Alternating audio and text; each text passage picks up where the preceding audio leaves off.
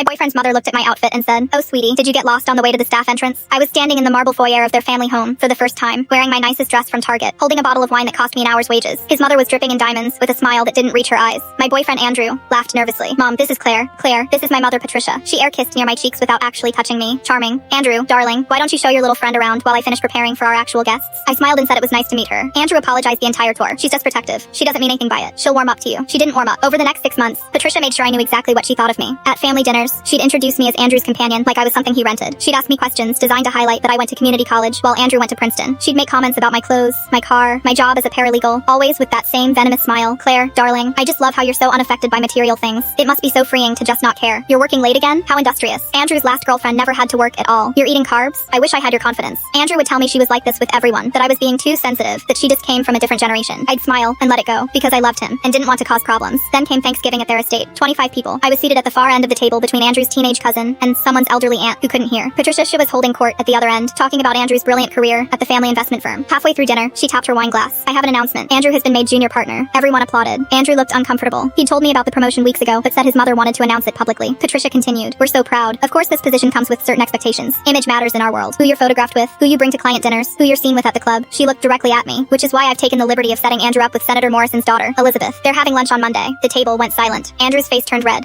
"Mom, what are you talking about?" "Darling, you can't be serious about this girl. She's sweet, but she's not our kind. Elizabeth comes from the right background. She understands our world." I felt every eye on me, waiting for me to cry, or make a scene, or run out. Instead, I took a sip of wine and said, "Patricia, I need to tell you something." Her smile was triumphant. "Yes, dear. I don't work as a paralegal anymore. I haven't for 3 months." Confusion flickered across her face. "Oh, did you get let go? I'm sure you'll find something. I bought the firm. The entire firm. I'm the owner." The table went completely silent. "What?" Patricia's voice cracked. I pulled out my phone and showed her the legal documents I'd been carrying around, waiting for the right moment. "My grandfather died last year and left me $18 million.